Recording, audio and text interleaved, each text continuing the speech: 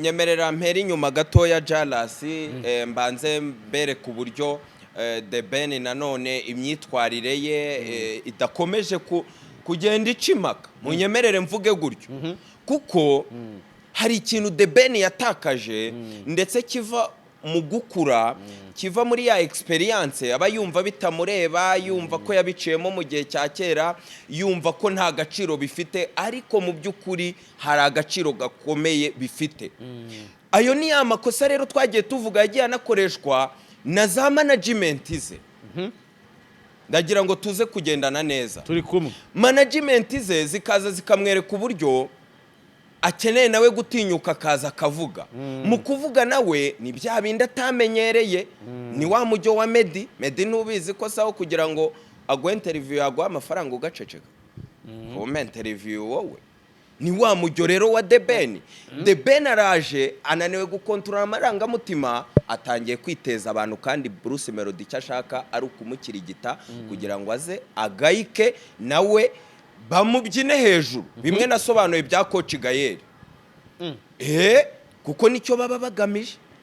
kugira ngo The Ben aze kuko biriya si ibintu bye nuwo kwicecekera roki akigumira hari akamenya imishinga ye ndetse wumva ukuntu ari no kuri pressure ejo ndi nibwo namenya amakuru ko mu bintu bimurya ntashaka Coach GAEL azongera kwitwaza ngo niwe wamuhesheye kora bikomeye ndetse abwira muyumbu pare wati nimba ari ikintu wankorera ukankiza urubwa subiza kwa Diamond dukora n'indirimbo nyishyire kuri channel yanjye nkuko ba Jux babikora iyo ni pressure ariko The Ben nta calibre ya Bruce Melody ariho mu mivugire mu marangamutima muri performance mu biraka mu gucengera no mu kugira amaraso ashyushye ibyo bintu tubyemere aho ngaho yego icyo ushaka kuvuga se ushaka kuvuga ko amurenzeho cyangwa Bruce amurenzeho Bruce Melody uremera ko we na Coach GAEL banga The Ben duhera kugira ngo uze kubyumva neza noneho neruri tukabyita urwango se kandi Melody aruhakana reka ngwinjiremo rero ari kuri bumvugisha na kari murori waruzi ko nyuma yuko The Ben aje The Ben buriya ntazi no gukubitira mu mavi The Ben azayidefana araza avuga ibintu byabaye muri 2017 indirimbo ipfuba urabyibuka ko aribwo yaranagarutse i Kigali bwa mbere yego aza mbere ya Medi aje nawe mukubita inshuro 2018 ndabyibuka haba mu bantu haba mu mafaranga nibwo yaproshe Bruce Melody ibyo rero nibyo yavuze nyuma yaho byaje gucura iki nyuma yaho yaje guserera na Coach GAEL bamaze guserera Coach GAEL agura Bruce Melody agura Element habanje Bruce Melody sibyo binyuze muri Medi yego aribwo hazaga na The Ben ari muri mu makorabo nonongo kora ngo ibiki featuring akorana na babushari uribuka ibyo bihe na za Airtel tuwe nibiki muri Covid urabyibuka buriya rero nibwo 2020 iri gutangira The Ben yongeye kwicarana n'uwitwa Bruce Melody bakorana projet ibyo The Ben yasobanuye ntago ari byiyo projet reka da The Ben suri yazi kuvuga yavuze ibyo kwa Medi 2017 ariko nawe na Melody nibyo yari yavuze umva rero nge umukadi bindazanye ye rekura wamfura icyo gihe hari muri 2017 aribwo PlayStation mwabonye ifoto ya Zizunande nande na Ben na Ben biriya rero ni 2017 ishyira 2018 none ngenzanye ibya 2020 ye akorana korabo yindi na Bruce Melody bakarikodinga bose ndetse iyi ndirimbo ikorerwa kwa Element ariho twabonye igihe ndaje ikorerwa kwa Element ndetse Bruce Melody propoje kandi wibuke ko harimo umubano mwiza wa The Ben na Nopuja ari nayo mpamvu muri iyi minsi ubona birirwa mwirukaga inyuma n'iki wari waraje nawe ari comfortable bavuga ngo we Country Records ndajyayo barakora bose bararikodinga bitateye kabiri 2020 uwitwa Element aragurwa proje ihari ariho hagaragaraga ifoto ya PlayStation ya Element na The Ben muri country. iyo nayo ndayizi buriya yari kope ya Bruce Melody nande na The Ben. Nyuma yaho rero koci yaramaze kuvuga ati ndakubonye ntumbonye nigeze kuvuga ati nzakora urutonde rw'abamanager bakandirwa. ahubwo uzakora urutonde rw'abantu barira hombi mbera byombi barahari nahereye ku banyamakuru barira hombi. reka nkuhe urugero Jihad The Ben uribuka ava Canada mu gitaramo yari yahuriyemo na Kenisoro yego kuri airport. Uribuka ko Jihad ariwe wari uyoboye akantu nakwitaga press conference kabereye kuri airport. Nimba munabyibuka neza mugende mwumvijwe niwe waje aravuga ngo murekera uguhata ibibazo The Ben's press conference ngwino tugende mu byumve. Jihad nari impari mpagaze mbigaho icyo gihe nibwo naboneye iby'amatimu nibwo niboneye witwa Diska muri Vewiti bari bateguriye The Ben n'amaso yanjye abiri Disikre twari kumwe nge Disi rwose twavanye Remera yanamitse apangura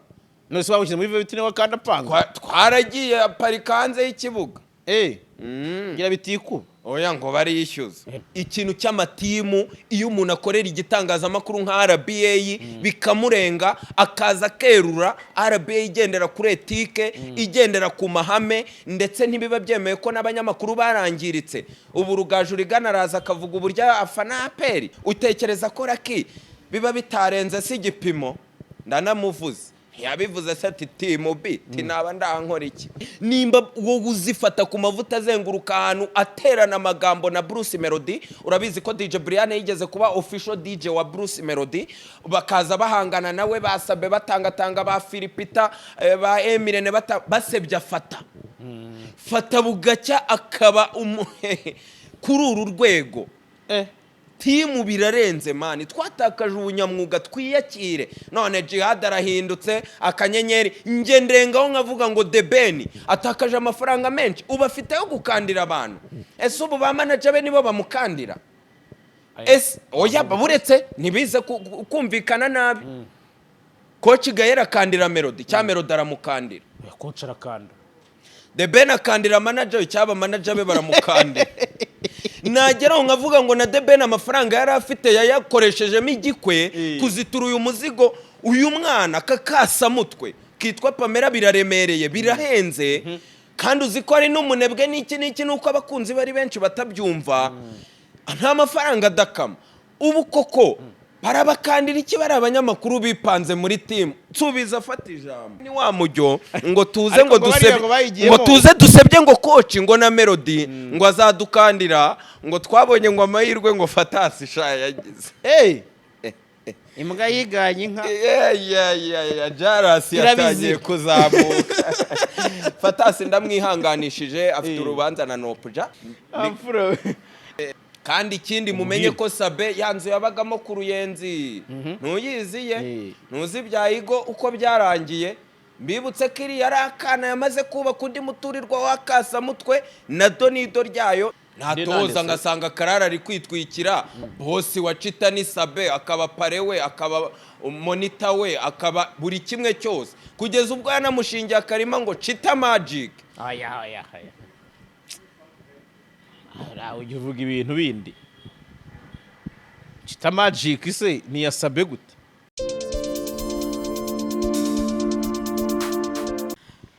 Alright, JALAS Official TV twongeye kubana namwe twizere ko mumeze neza cyane aho muherereye twongeye kandi kubana n'umukada mukuru umukada wacu umukada w'abanyarwanda umukada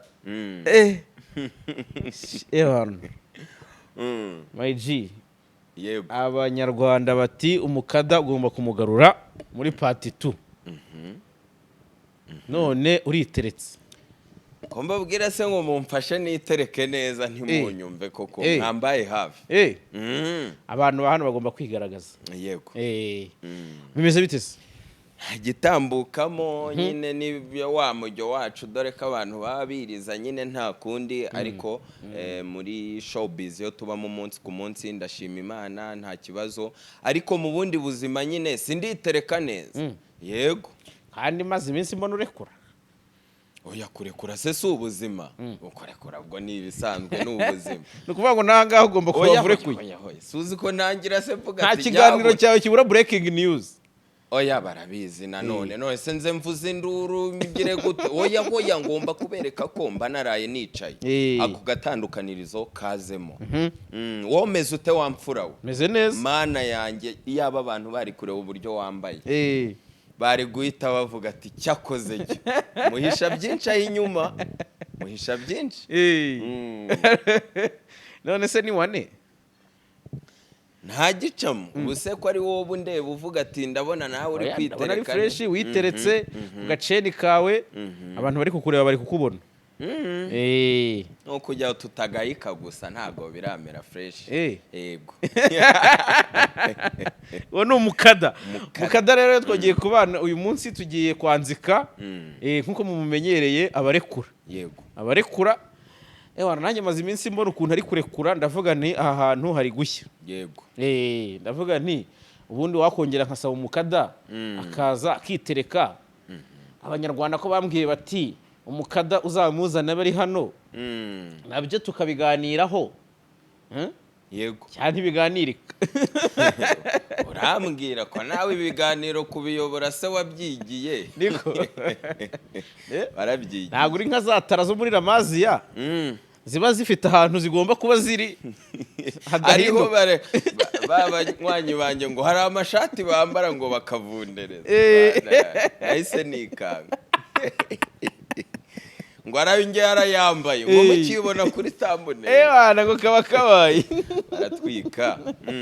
ni neza ariko ni fresh mu minsi ishize nabonye waragiye urekura yego ariko nkajya mbonamo hari tumwe mu operation cyangwa se imwe mu myandiko uba warekuye umwandiko yego hari imyandiko imwe n'imwe warekuye abana abantu bari nk'ababisanisha n'ishyari kandi ukunda kuvugamo ikintu kivuga ngo nge ni fact hangana na facts nkongeramo gatoya ntaguciye mu ijambo ntibaze kunyumva nabi public yawe ahangaha ingari iyo nicaye nkatohoza inkuru nkayikora nkayirekura kandi umujyo wacu nk'abagenzi banjye b'abanyamakuru bari kunyumva tuvuga abantu tukavuga n'ibintu aho biri ngombwa bikorwa remezo bitewe n'umurongo uba warihaye uri kwedicating uri entertaining uri gukora iki sibyo iyo ntohoje inkuru nkavuga ngo JALAS nkagupresiza iyo nkuru ibireba JALAS niwe mba ngira ngo yicara avuge ngo ibi bintu ni nka wa munywanyi ni ifi y'amahwano tujonjore iyo muntu kumenya abana we yaraye yicaye nuwo mba mbwira ninza nkabwira umuhanzi yenda urugero Afrique nkamukoraho inkuru we mufana we mukunzi wacu ngwino wicara urebe show nimba unkunda nimba ukunda uko nkora ibintu nimba ukunda ibya JALAS sava nimba yaprosha inkuru hari abababwira hari ababa bazi ibyo avuga we wabibwirwa n'iki we watohoje se uri umunyamakuru ni amarangamutima kuko tuba twavuze abantu mukunda ariko nyine niyo myumvire izamuke yego abantu bati rero ati ibintu uri kuvuga kuri Jado Castar n'abayingana yego abo bantu barakuruta iryo ni ishyari ati reba aho bageze mukada yego hashyari wabizanamo nishaza ntangiye guseka kuko winjiye muri wa mujyo wawe uburyo uzamura abantu wentroduiza aho se man cyakoze cyo nicyo kincekeje gatoya ariko uranakoze kumbaza icyo kibazo sinzi nimba ari timing nziza yo kuvuga ibi bintu kuko ngewe mvuga facts ndabizi iki kibuga uko kimeze n'abanyamashyari n'abatadukunda n'ibigo bishinzwe kureba umwimerere w'inkuru ziba zicaracara s'abanyarwanda ibyo bintu baba bibuka ko bihari icyo tukihorera ndi umuntu wagiye nkurikirana cyane Castar yagiye bakiri kwiga i Butare baza kuri radio Sarusi yafunguye numva tariki ya mbere ifungura ubwabyo narumvaga bitewe yenda naho nabaga icyo gihe n'abantu nagiye nkurikirana parikuru ye uburyo yagiye abumutoza uburyo yagiye abumuyobozi kandi ahanini aho aje nkasobanura uburyo ari David Bayingana umunyamugi umusirimu wagiye ahamukonekta Voice of Africa bare Chris Bayingana mbere ageze hari yabona burabura umuntu kandi hari umuntu bakora kombinezo diwo bikaba ibindi aramuhamagara we yari yarasigaye ibutare kuri Sarusi icyo genda kibuka yego bajya 10 yego nkazamuka mvuga ngo imwe muri interview y'umwaka yakasa mutwe Bayingana muri wa mujyo we yerekanye ko mu mizamukire ye showbiz yayibaye hafi uyu yabaye manager cyangwa yatanze ibitekerezo byiza kuri Israel Mbonyi murabizi uyu yabaye hafi The Ben kugeza ubwo asa nkaho ahagarariye ibikorwa byano mu Rwanda mwe mutabizi mu bihe bishize bamuyoboke bari kwiruka kuri ba Charina ni benshi nabyibuka icyo gihe Bayingana yabaga ameze nkaho ahagarariye ibya Medi n'ibya Ben byose ngo mubivu yasaga nk'uhagarariye Press 1 nkagenda nzamuka mvuga ngo muri wa mujyo wa live hari uburyo yazaga nawe akagira iminsi akora yakira ibyamamare aza gutegura interview y'uwitwa Jimmy Gatete uwe yitambitse ni Coach Gael muri wa mujyo we nimba nanga The Ben ntihagire we nuba inshuti na The Ben ngenda ahita nkubwira ngo kiteraba Coach Gael yitambitse Bayingana interview Coach nawe ko yaba arakasa mutwe sobanura ibye sinanamutindeho ariko nawe si umutagatifu ndetse abantu bagatwarwa n'icyo kintu ngo kera ngo twabonye footage ngo ari umupasteri ngo ari ku ruhimbi ibyo nyine ni iby'icyo gihe ubu nugucegeta nukuza muri game nugushora yunguka ntiwabonye imiriro barekuye se Bruce Melody agahita mwataka muri ya miriro ye nagiye mbabwira ibintu Bruce Melody aza mu ma interview yarekura ndetse bamwe bakanavuga ati yanarengereye yakoze ibyaha tamwataka ngo wowe ngo ntago ujye ushora ahantu ngo uhombe mubwira ahantu se washoye ugahomba The Ben sha ko The Ben ni iciro nubundi The Ben akagaruka kari bukeye bwaho satirije wa mujyo we kuri Twitter sindeviye nkazamuka nsobanura ibyo bintu nkasobanura uburyo Bayingana ubu ngubu atari hafi y'uwitwa Israel Mbonyi yeruye baburetse hari hafi nyine hari ukuntu umukozi w'Imana gufera nyine akakwereka ko mutakinywera hamwe ariko biteruye nkuko Bulldog aguha ikinyarwanda agenda ajya kure y'uwitwa The Ben aji Burundi undi yari yaherekeje ikipe yego barabo ibyo byose Mbonyi uribuka akaboko k'uwitwa Coach Gael amumanura i Burundi ubwo mba ngira ngo muze kumva aho bihuriye uri kumva kwiyomora kwa Bayingana kuri Mbonyi ufite aho guhuriye n'imikoranire ye na Coach Gael yari yaranamwiyamye uyu nguyu se niyirirwa yirukanka inyuma ya muyoboke muyoboke sinzigo numuyizi ubwo nsubire mu bintu by'imiranzi n'ibyaho no mose twihute burekura twihute impamvu na approach y'inkuru nari mfite breaking news kirazira ko umukada wanyu aza mu kiganiro nta breaking nje kuganiriza abantu se ni ruhura umutima ndatohoza inkuru aho biba ngombwa spending aho biba ngombwa nkora proche ariko naho tugeze Imana iri kugenda ibikora ngiye no kubyinjiramo ubu noneho imbaraga nashyiraga mu gushaka amakuru hari abantu bankunda hari abanyarwanda banyizeye ubu bisigaye binyoroheye na proche umukada gahita avuga ati icara fata isomo ndakuzi wamfura y'u Rwanda hari uko biri kugenda neza aho rero niho namenye breaking news ikomeye nge nkaza nkagiraho meri inkuru nkaza no kuvuga uburyo ndetse ibintu byabaye sensitive cyane ku bakunzi baba bantu kuko ni ibyamamare nageze aho nkomoza ku bintu bikomeye by'icyatumye Jado afungwa aho rero ndetse nsobanura ntibabyakira neza ariko ni ubuzima nyine nge ngomba kurekura duhangane na facts twagiye ntiyafunzwe se yego yari umutagatifu nta wabihamya baramurenganyije oya none se nimba abandi batabivuga nanjye nkaba nariteretse ngira ngo njye nzana nako kantu ko butasi niki nubwo njye mba nzana twa dusirenge twanjye ni bibi aho nshaka kugera rero ntarinjira muri breaking news sinzi ariko ndumva atari byiza yenda kubivugaho nuko ubu nantunguye nabimbaje do you think mwenyewe navuze uzi icyo ntekerezaho oya nkubwiye ko twavuganye avuga ati muhungu wacu reka urasesha ahita mvuga ati daddy mu mwuga ati wamfura we nenge ko kwerekana utundi tuntu dutandukanye si ngombwa si byiza ko yende ubu navuga nibyo atari ngombwa ariko iyo nkozi inkuru hari abo mbambwira birangira gute birangira mbwiye ati kwa kweri aya makuru wayakuye breaking news wasozanyije inkuru uvuga ngo nyuma yo gukora BNB Fest nyuma yo gukora BNB drafting ninjiramo nsobanura uburyo Clara Mama Aveiro Clarisse yamaze kwinjira mu bintu bya sports agents kumanaginga abakinnyi kubagurisha mvuga uburyo yamaze gukura ku mugati super manager amumanagingana MK14 bamwita Kagere Medi nsobanura uburyo Jarike yirirwa gurisha abakinnyi muri za Reyo si ngombwa ko bivugwa umufana BNB sports drafting narumvise ngo nanuza no agent indes anta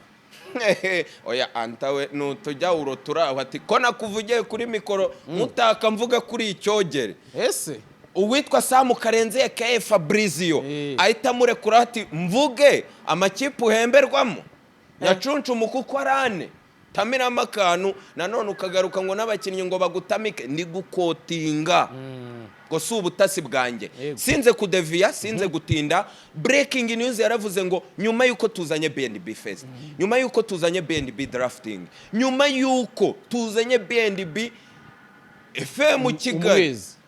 Kigali reko iby'umwezi birazwi oya umwezi ntago wagakuraho nagakuraho gute kandi ushaka kumvugisha ibintu bitabashimisha bahavuye mu mahoro barasezeye byagenze gute oya nawe uri umunyamakuru jya uvuga ataha ntacyo numvise iki bimeze gute ari yushuwa uravuga ku gishushu se ku gishushu ntago umwe ayoboye televiziyo umwe ayoboye radiyo uburyo bateruye ikipe se si wa mujyo wa Okimu yirirwa akegeta 3D aratwara Rora aratwara Jihad aratwaye n'izina n'umugisha wa 3D twikomereze breaking news yageze arambwira mwenyewe wamfura we arambwira ati wabwiwe n'iki ko twamaze kuzana BNB restaurant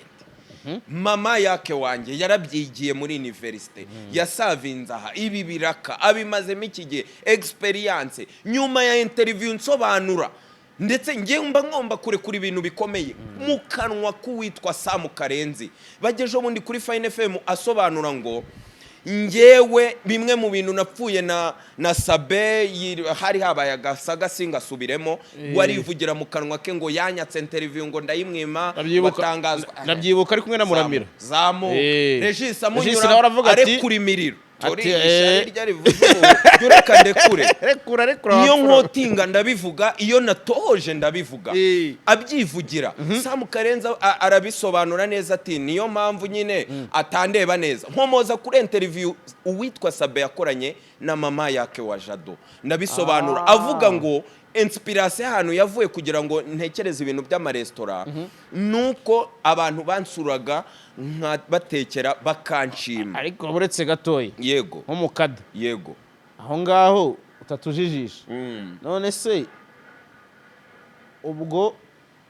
kuba Samu Karenzi atarahaye ikiganiro Sabe bikomoka ku kuba Sabe ari umuntu wabajado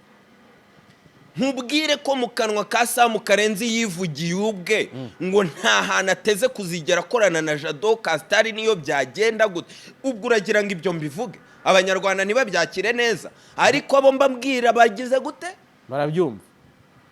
sinzi nimba ko kantu wakibagiwe ibyo rero ni ibintu byinshi biba biri muri iyo myandiko bituma abakunzi babo bashyuha mu mutwe ndetse aho abarimo twatuzu uyu nguyu ari gusapotinga ariko ntareba neza uyu nta ibyo muri game bibaho nawe rwose nta gashya mvumbuye twihuta rero yageze aravuga ati B&B restaurant iraza mu cyumweru gishize nyaboneka warekuye turagushyigikiye utwo gukosora ni duke ibyo gushima ni byinshi utwo gukosora natwo nagiye kumubwira ati ne editorial ni ligne editorial niwo murongo waje nshaka kubivuga navuga ati byaba bidatambutse mu mucyo wa Yesu twigendere twinjire muri showbiz twinjire muri showbiz ntago njya kure n'ubundi mu kanya gato waruvuze ku kiganiro Bruce Melody yakoze ari kumwe na coach GAEL coach GAEL n'ubundi mu mwandiko hano wamugaruyemo waretse nka gusaba akantu gato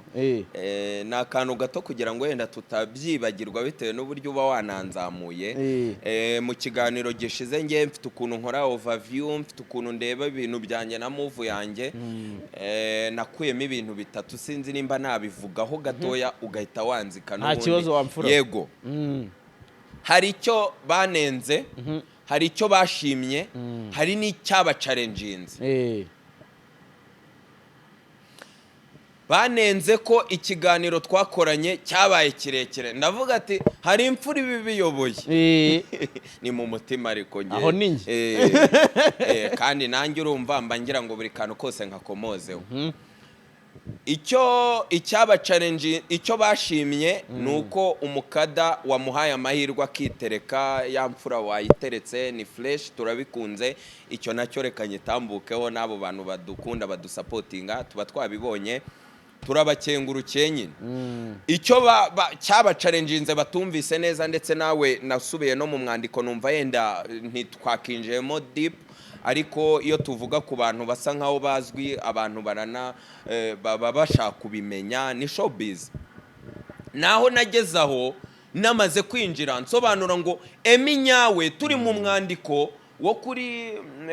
isibo FM nsobanuza umbaza move yabo nza kugera kuri nyawe bavuga ngo ntiyize ngo ibiki n'ibiki urabizi si tunabisubiremo ariko haraho nakomoje ngo nyawe yakuriye mu biganza bya Jean Pierre Kagabo nanjye aho ngaho ndetse mbivuga nihuta abantu baribaza ngo yakuriye mu biganza bye gute yamwigishije amuzi kuri yawe amuzi kuri Big Town amuzi kuri 3D na kuri Dynamic harubu ko tutabisobanukiwe yego hagira inkuru se wamfura ubwo numvaga ko we wabyumvise ugiye gutanga umucyo ku mugani wa munywanya wawe twigendera narasigaye nyawe uyu nasobanuraga uburyo yakuze nyuma yuko acikirije ishuri ni ibibazo ni ubuzima ni destiny ya buri muntu wese abafite ibyo yandikiwe kuba byizera ndetse aza kubona akazi nyuma yuko ibutare Jean Pierre Kagabo yasoreje niho bamenyaniye na Emi niho yize mu wa mbere segonderi ndetse baza gukonekta aje ni Kigali barimukana yari umukozi we amureba unde abyiga ajya kure kurimirira areba uburyo yikonsantra agira gute nicyo nasobanuraga ko yigiye ku birenge bye Emi nyawe yakoreraga Jean Pierre Kagabo yego ahubwo yamukoreraga iki nanjye niho nanjye kukubaza nongeyeho mu rugo kuko mbwiye ngo areba ngo ukuntu yikonsantra twimanukire niho se none se ubwo hari ibiri ubwo yahise abanza kumushingira ubona nahise bo bitwaye experience y'imyaka 5 ubu ntayihubanuje aravuga ati duhengeke amenyereye aba bantu reka abanze no umunywanyi naringiye n'ubundi kuri showbiz yacu nubwo bwose utambwiye breaking news agakeregeshwa ku bintu by'iyo restaurant usa nk'ubyirengagije ariko nanjye nanze kwijandika kubera ko nzi situation ihari yego mu byo watubwiye bavuze ko ngo n'umubosi mwivuganiye byose buri hari igihe kizagera ukavuga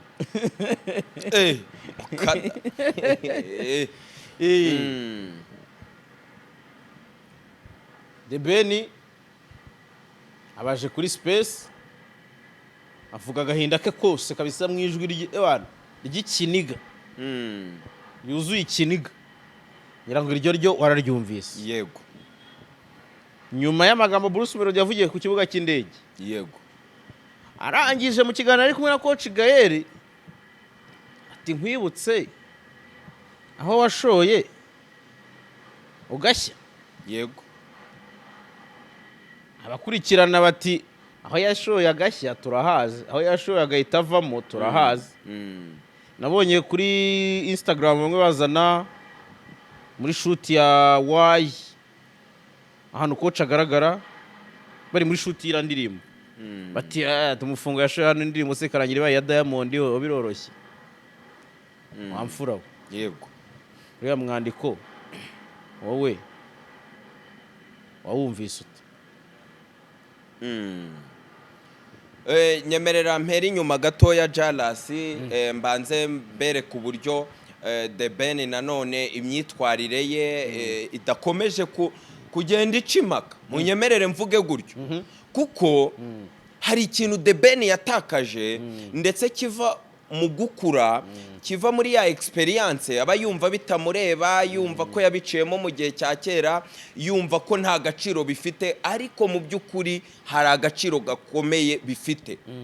Ayo ni amakosa rero twagiye tuvuga yagiye anakoreshwa na za management ze. Ndagira ngo tuze kugendana neza. Turi kumwe. Management ze zikaza zikamwereka uburyo akeneye nawe gutinyuka kaza akavuga. Mu kuvuga nawe ni bya bindi atamenyereye, ni wa mujyo wa Medi nubizi ko saho kugira ngo agwe interview yagwa amafaranga ugaceceka. Ko interview wowe ni wa mujyo rero wa The Ben. The Ben araje ananiwe gukontrola amarangamutima, atangiye kwiteza abantu, kandi Bruce Melody cyashaka ari ukumukirigita kugira ngo aze agayike nawe bamubyine hejuru. Bimwe nasobanuye bya coach Gael. Kuko nicyo baba bagamije kugira ngo The Ben aze, kuko biriya si ibintu bye. Nuwo kwicecekera roki akigumira hari akamenya imishinga ye, ndetse wumva ukuntu ari no kuri pressure. Ejo ndi nibwo namenya amakuru ko mu bintu bimurya ntashaka ko coach Gael azongera kwitwaza ngo niwe wamuhesheye kora bikomeye, ndetse abwira Muyumbu pare wati nimba ari ikintu wankorera ukankiza urubwa subiza kwa Diamond dukora n'indirimbo nyishyire kuri channel yanjye nkuko ba Jux babikora. Iyo ni pressure, ariko The Ben nta calibre ya Bruce Melody ariho mu mivugire, mu marangamutima, muri performance, mu biraka, mu gucengera no mu kugira amaraso ashyushye. Ibyo bintu tubyemere. Aho ngaho yego. Icyo ushaka kuvuga se? Ushaka kuvuga ko murenzeho cyangwa Bruce murenzeho? Bruce Melody uremera ko we na coach Gael banga The Ben? Duhera kugira ngo uze kubyumva neza noneho neruri. Tukabyita urwango se? Kandi Melody aruhakana. Reka ngwinjiremo rero. Ari kuri bumvugisha na kari murore. Waruzi ko nyuma yuko The Ben aje, The Ben buriya ntazi no gukubitira mu mavi. The Ben azayidefana. Araza avuga ibintu byabaye muri 2017 indirimbo ipfuba. Urabyibuka ko aribwo yaranagarutse i Kigali bwa mbere. Yego. Aza mbere ya Medi aje nawe mukubita inshuro 2018. Ndabyibuka. Haba mu bantu haba mu mafaranga nibwo yaproshe Bruce Melody. Ibyo rero nibyo yavuze. Nyuma yaho byaje gucura iki? Nyuma yaho yaje guserera na coach Gael. Bamaze guserera coach Gael agura Bruce Melody. Agura element habanje Bruce Melody. Sibyo? Binyuze muri Medbeat. Yego. Aribwo hazaga na The Ben ari muri mu makorabo nonongo kora ngo ibiki featuring akorana na babushari. Uribuka ibyo bihe? Na za Airtel tuwe nibiki? Muri Covid. Urabyibuka? Buriya rero nibwo 2020 iri gutangira The Ben yongeye kwicarana n'uwitwa Bruce Melody. Bakorana projet. Ibyo The Ben yasobanuye ntago ari by'iyo projet. Reka da The Ben suri yazi kuvuga. Yavuze ibyo kwa Medbeat 2017. Ariko nawe na Melody nibyo yari yavuze. rero nge umukadi bindazanye. Ye. Rekura wamfura. Icyo gihe hari muri 2017 aribwo PlayStation mwabonye ifoto ya Zizunande. Zizuna nande? Na Ben. Na Ben. biriya rero ni 2017 ishyira 2018 none ngenzanye ibya 2020 akorana korabo yindi na Bruce Melody bakarikodinga bose ndetse iyi ndirimbo ikorerwa kwa Element L ariho twabonye igihe ndaje ikorerwa kwa Element L ndetse Bruce Melody propoje kandi wibuke ko harimo umubano mwiza wa The Ben na Nopuja ari nayo mpamvu muri iyi minsi ubona birirwa mwirukaga inyuma n'iki wari waraje na wari comfortable bavuga ngo we Country Records ndajyayo barakora bose bararikodinga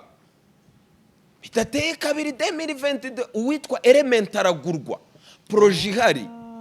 ariho hagaragaraga ifoto ya PlayStation ya Element na The Ben muri country iyo nayo ndayizi buriya yari kope ya Bruce Melody nande na The Ben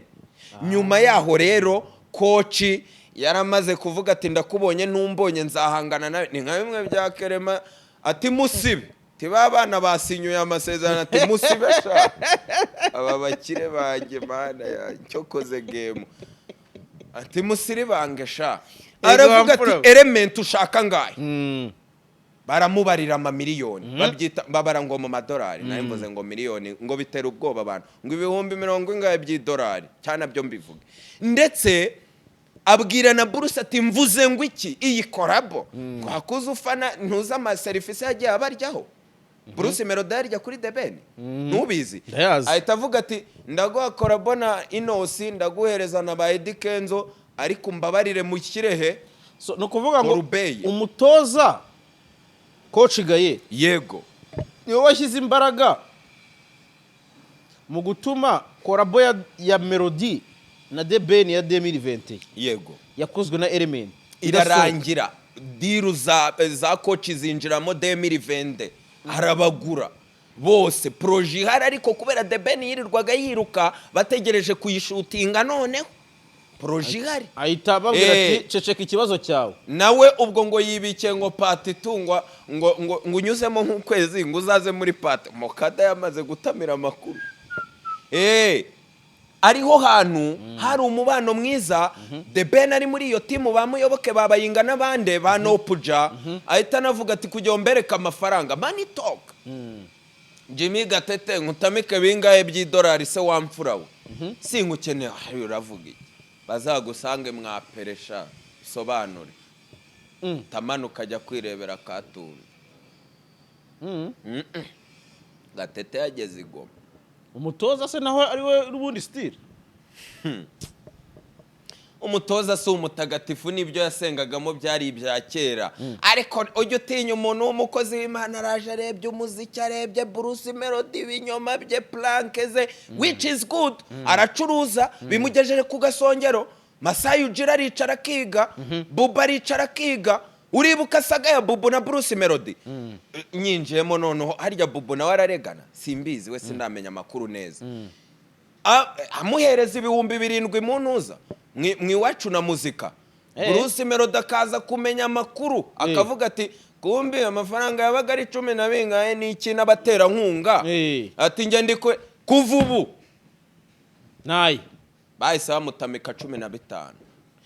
mu gihe abandi bakireta avuga ati vuga uvuye aho ndakubonye arareba ati umenya ari ishyiga abakenewe Melody yateye abantu yariteretse koze yariteretse mana yaje twikomereze sinze kudevi wari unyinjije muri ibyo bintu kandi bitari ngombwa ariko ihangane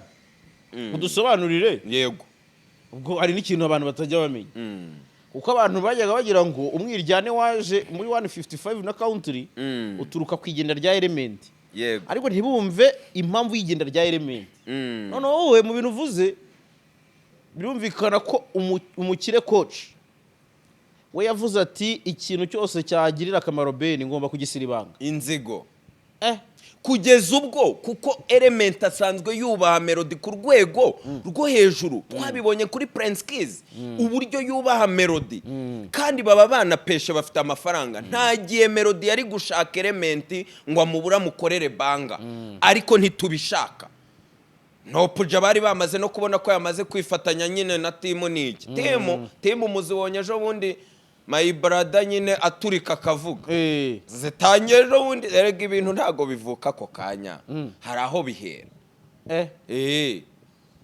ariko uzi gufata umwanzi wawe wagutobanga agafata ku mavuta ukavuga ati nguha ngahesha uceceke ikibazo kuko uriya mwanzi wanjye anteye ubwoba kurusha uko wonteye ubwoba twifatanyije ko nawe uvuze avuze ngo namuvuzayo Ziko byari babikaze. Rero ikintu nashaka kwibariza kuri kino kiganiro. Yego. Na kantu katavuzweho rumwe ahantu yavuze kuri element na KIIZ melody. Yego. Baravuga bati nubwo uri gutaka element uvuga ko ari we wa mbere muri East Africa, aho hose uri kujya ni KIIZ. Iyo ni hit ya KIIZ uri kugenderaho. Aho nawe ngiye kwinjira ndekure. Rekura. Kwa makuru nyafite. Nawe se ubundi ndayakurusha. Cyane. Ninza mvuga kantu kumva hari na kafuno byuvuga ati yego shiraho cyangwa se uvuga ati n'ubwa mbere ibyo biba bikenewe tutanakonfuzinga abantu anzika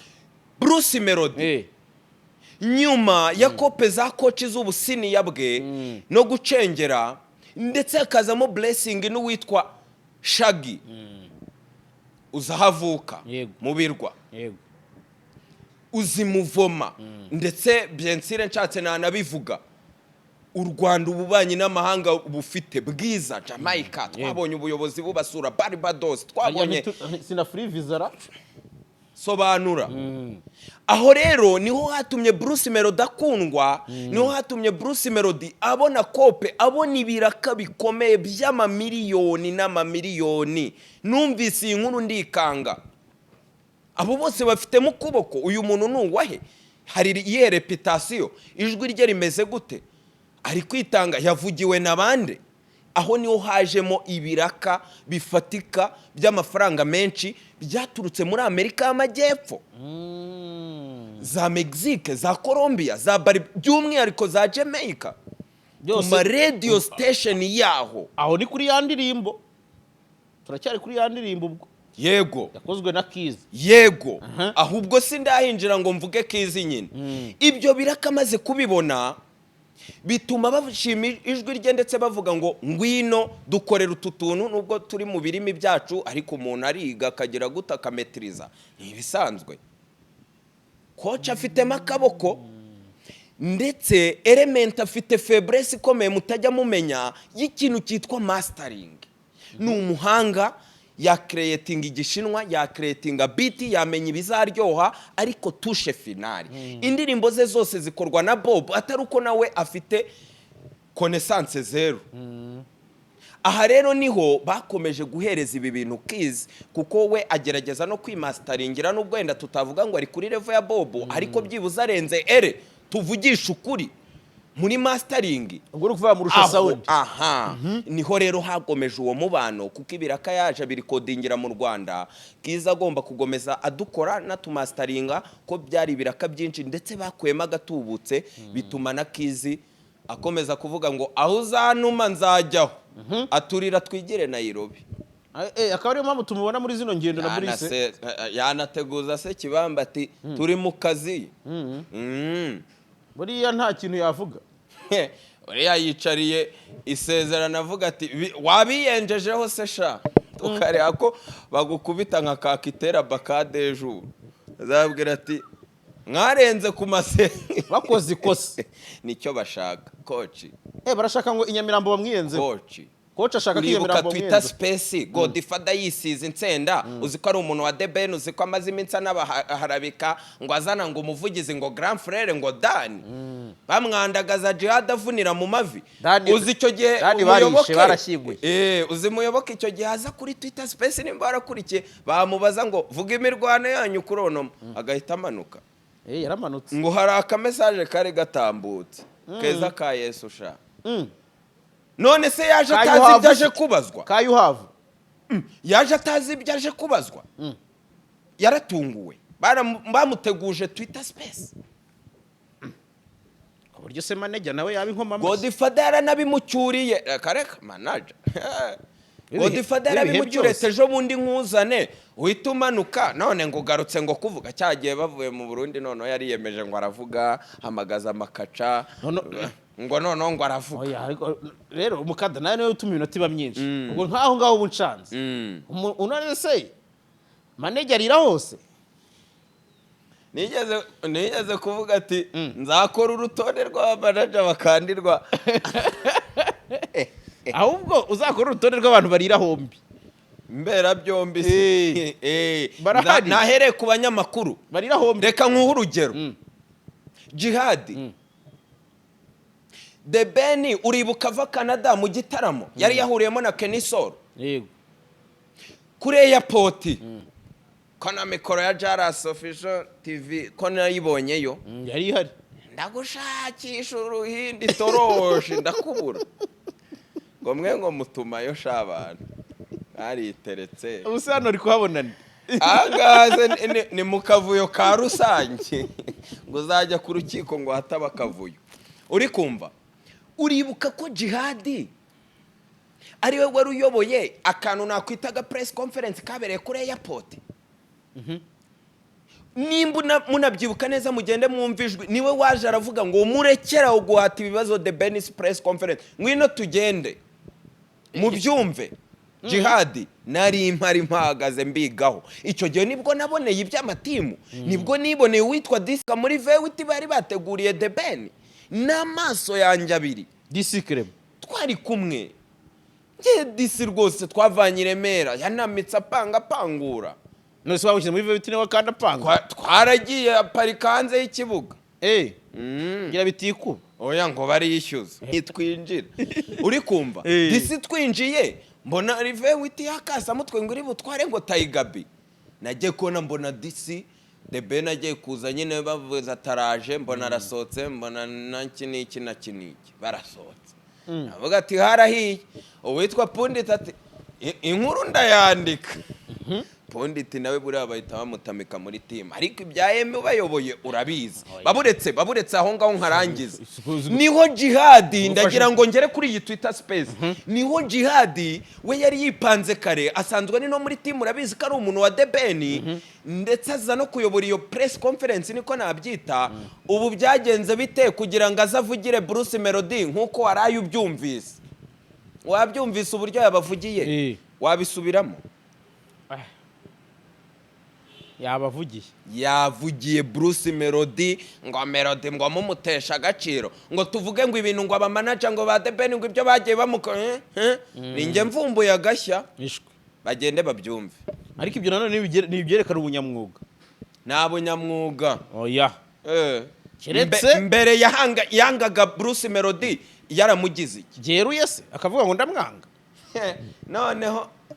bizamenyekana jara ikintu cy'amatimu iyo umuntu akorera igitangazamakuru nka RBA bikamurenga akaza kerura RBA igendera kuri etike igendera ku mahame ndetse ntibiba byemeye ko n'abanyamakuru barangiritse ubu Rugaju rigana araza akavuga uburyo afana APR Axel Rugangura akafana Reyo akanaririmba Murera yogeza match ya APR na Mukura kuri match ya anniversary y'imyaka 40 ya Mukura yaririmbye Murera kuri Mike bigeraho ubu abantu buri wese ari proud yo kuza akavuga ikipe akunda afana mbere n'ibyari byemewe ubu utekereza ko raki biba bitarenze si igipimo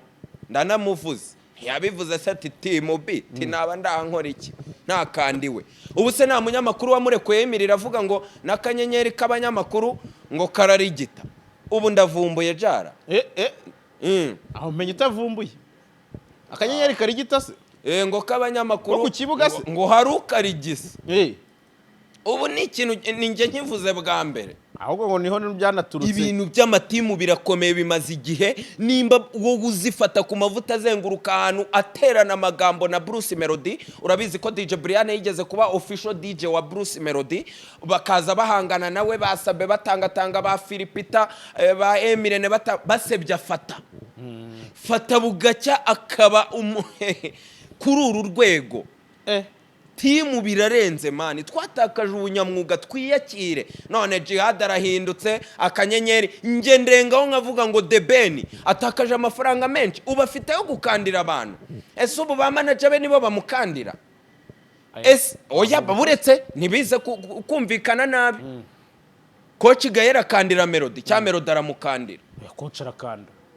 The Ben akandira manager cyaba manager be baramukandira nageraho nkavuga ngo na The Ben amafaranga yari afite yayakoreshejemo igikwe kuzitura uyu muzigo uyu mwana kakasa mutwe kitwa Pamela biraremereye birahenze kandi uziko ari n'umunebwe n'iki nuko abakunzi bari benshi batabyumva nta mafaranga adakama ubu koko barabakandira iki bari abanyamakuru bipanze muri team Tsubiza afata ijambo bo muri bise timu biyindisha bari abanyamakuru bipanze hamwe ubwo kandi ni wa mujyo ngo tuze ngo tuze dusebye ngo coach ngo na Melody ngo azadukandira ngo twabonye ngo amahirwe ngo Fatasi sha yagize imbwa yiganye inka JALAS yatangiye kuzamuka Fatasi ndamwihanganishije afite urubanza na NOPUJA nibyo ngira ngo NOPUJA niwe wamureze se cyane FATA wamureze cyumviseho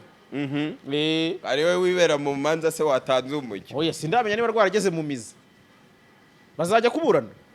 ako si ibintu byo kuregana muri iyi game koko mana ya urwego babishyizeho koko ubu ndare ntohoza amakuru ubu ngo kuko ngo mvuze ngo umuntu ngo arakandirwa nabe ese uburakize ubu za cadastre zirageretse takoze Melody subize se ko yubatse etage igeretse gatatu ngo yabikopeye ngo Diamond takozaho hazi imishinga ikomeye yaravuze atereka nubaka umuziki etage zaba yuzura uriya ntimusingize ba Ketida nabari yakuru uriya nawe yayitangiye kera ariko ni mu masizoni nka Platini yayubatse mu masizoni ariko yarayujuje kirabiranya shayira zirahirabiranya oya none aha ntabwo wabonye interview na Philipita ari kuvuga ngo ase koko ngo umugore ngo mwaratandukanye bahita bakata bashyira muri tiza ngo barebe ko hacumbira rimwe harahiye hanze gushya uri umugore ntabwo byoroshye ese njara ko umujyo wawe nyine ari wa wundi wa Loki nyine which is good nabyo bitewe n'umujyo wawe nyine sinye nanagukoresha amakoserega hari umwanya njye uvuga ngo yari ijanditse oya wijandika mu bintu utari ku rwego rwabyo utari kuri utafiteho amakuru twe tuba twicira hejuru ariko nanone tuvuga facts ahubwo se kutambajije amakuru ejo bundi mu kiganiro gishize ntago twakongratulatinze Sabe yuzuza miliyoni y'iki rwose y'aba subscribers yego wabonye abayitabiriye ikirori narababonye bose aba mama n'aba papa ko mama yake we ngo atagaragaye baramubonye yawe ndamenya ari uburyo kutamushyira muri kamera nyine washatse amakuru cyane ntacyo bikurebaho cyangwa ubwo bwara bosi wanyu ngo muri ya YouTube channel ngo yabasiniye nabyo uzi nyine warayatohoje cyane ibisanzwe achievement irenze mu buzima ikintu mwubaka kibagejeje ku iterambere kuko akikorera za igihe za Nyarwanda zaki zose ntago yari ari ku rwego ariho no muri legacy no mu butunzi no muri connection sharayisa ntawe nabonye none kutabaza umukada ati we waratohoje ahubwo anzika niyanzikire se wamfuraho Zabe ngo yabateye ubwoba namwihorera wowe se wapfa kuvuga ikintu utatohoje ntibibaho ego gahanzika wamfuraho ndetse biza kugaragara mu ijambo yayoboye ikiganiro cyose ariko haza kugaragara kandi ka video ubona ko yavuze ati kati amaze gukatinga ajya gufata ijambo imbere ndetse wabonye ko ba DJ Brian hari udushoti bagiye bafata barekura ndetse aza kwitsa kuri mama yake niwe wamwivugiye ati ndaza kumugenera nawe impano aho abantu batareba karara niyaje akarekurimirira akavuga ibiki nido ngo hari nubwo ngo ibintu niki bitanameze neza ibyo bikavugwa nge niyo mpamvu mvuga terekanye ne nkurikirane menya makuru ngire gute ni ibisanzwe n'ubuzima ni showbiz yenda umuntu ashaka kubona ko ninjiye mu buzima bw'umuntu ariko nimba ari ne gahonga ari ufite igisobanuro gikomeye kuri Sabe haragarukamo za kope twagiye twumva nziza ariko zisupporting abantu nanone nitubona ngo witwa ngo Angeli ngo kabendera menya barakoranye kuri Orenforo wenda oya bafitanye indirimbo yego acyambara ya maherena se Sabe oya hari indirimbo y'abanyamakuru yasohotse ibyo rero ngenda nkatohoza none se niki cyatumye umugore wa Sabe atagaragara muri celebration ya miliyoni niba waratohoje ukaba ufite donide ariko se man ntago nge rero ndabivuga abantu ntago ari ukwirata buri wese agira igihe cye afite uburyo umuntu abantu bagenda bakunda ibintu bye ariko aba n'abasitari mukeneye kumenya amakuru yabo iyo ngenje nkavuga ati kope z'i Burayi ndetse nkagera aho nkerura nkavuga ati Sabe anytime yamuvinga yarabikoze ejo bundi ndetse ashaka no kubisubiramo ahostinze uwitwa uyu nguyu Samusure Makuta atangira kumuserereza ngo amwe mu makuru dufite ngo nuko ngo ariko ngo uri gushaka kwikomereza ngo hirgiye nyine naco kumbura ngo na za Australia hafa onde naramubwa ati nanjye mvuga ibyawe se ko nawe ushaka kwigira i Burayi ntuzagaruke bandatangiye ndatoje ngira guti ibyo bivahe iyo bakarara bari kuza bagaruka ngo ariko ngo buriya ngo hari abantu tubona b'inshuti batanabanye neza abeshya sha umwe ari boss wundi ntatoza ngasanga Karara ari kwitwikira boss wa CHITA ni Sabe akaba parewe akaba monitor we akaba buri kimwe cyose kugeza ubwo yanamushingiye akarima ngo CHITA magic aya ara uvuga ibintu bindi CHITA magic se ni ya Sabe gute kiganiro nikiza kongera kuba kirekire ujye umenya aho dusoreje naho tuzahera reka tugarukiriza nabyo nze mbisobanura ariko gatoya mbibutse ariko ntabwo warumbwiye impamvu atagaragaye umudamu muri celebration yego ya miliyoni yego kandi umbwiye ko ufite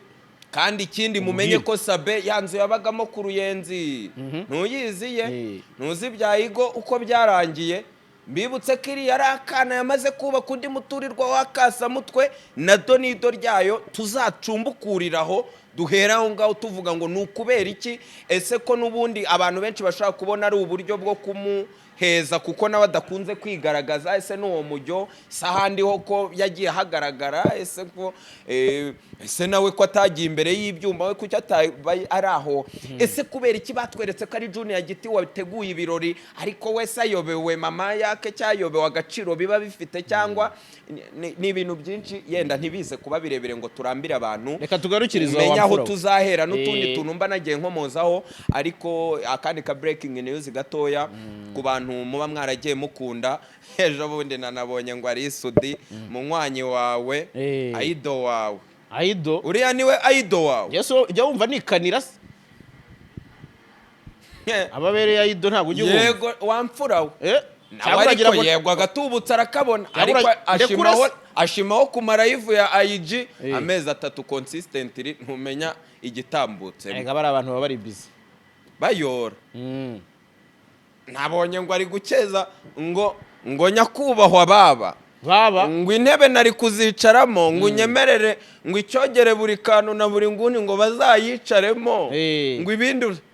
ibaze abanywanyi barize buri nguni ariko man ibaze abanywanyi barisudi ariko baba wa mugani ntabwo twagenda tutamutwikiye iriya shoye abantu bazayitabire kabisa azayitabire ngo yagiye mu kantu k'abana kandi Kigali se ngo nagatente k'abana ngo ruranirwo rwego rwa ngo mwaretse ngo nkashima Imana nako ngo inzu se ana yaje kandi yazanye yamanuye n'abanyamanuye amazina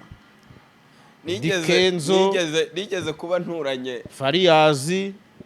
abantu mujye muri baba experience kuri 30 Iyeze kuba nturanye na munywanyi wanjye Titi Brown hano mu Karamba gose ntaba ari kubyumva n'umwana wa Kosovo rega nawe none nza kumva uwitwa Philipita ari kumubwira ati nyabuneka ndajya tuze kwinjirana muri cya kirori uze kuba uri hafi yanjye muri gengo yanjye ndaheze mvuga ati harahiye gengo se ni ugahita wumva nyine gengo y'umuntu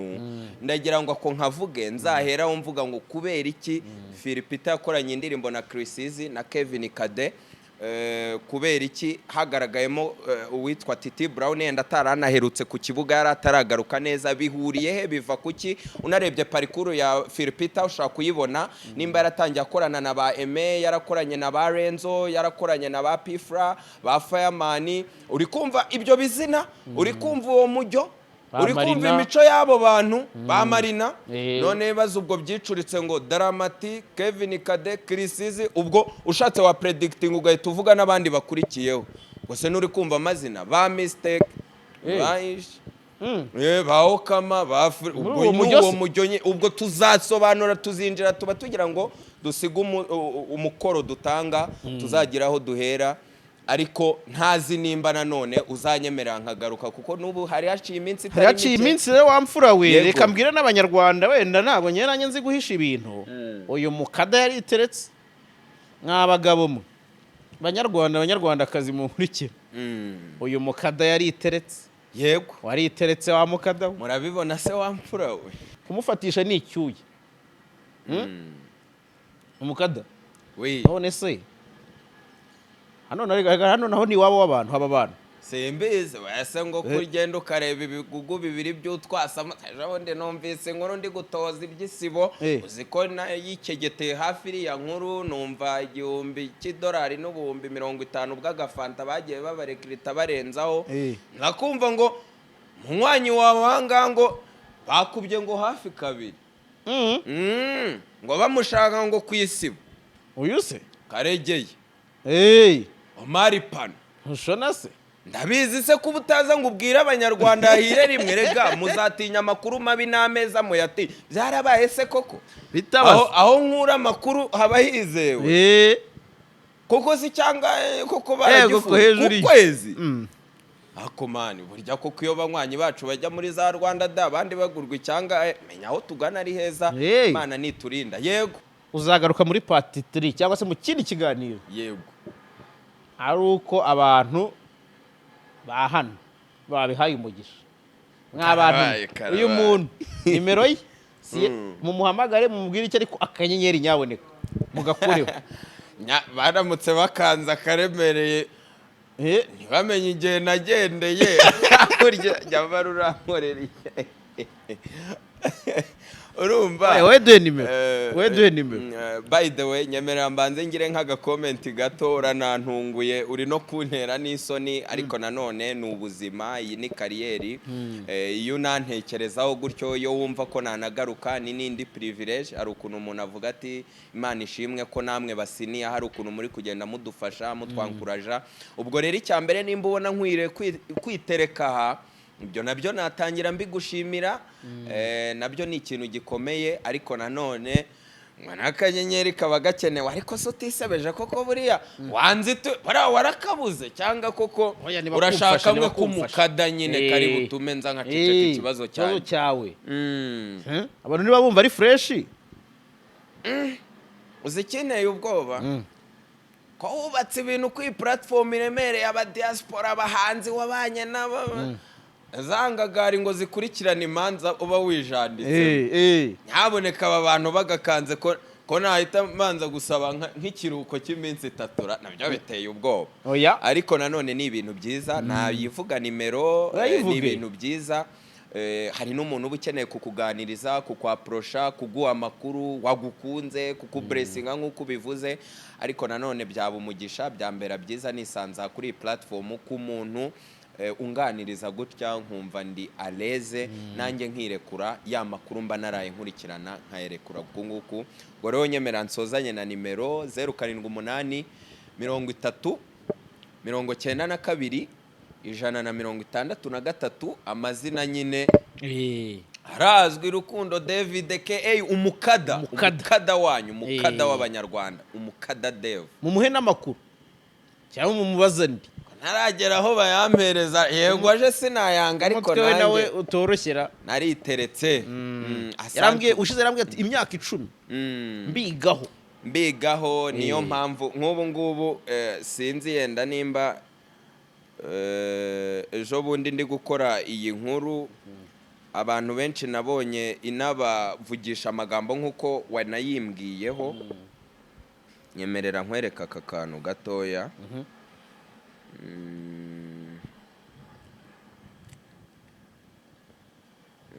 ko narinzi kiri muri screenshot we ntago kaje hafi ariko nayo ngiye kukakwereka nyine hari ukuntu umuntu nyine agenda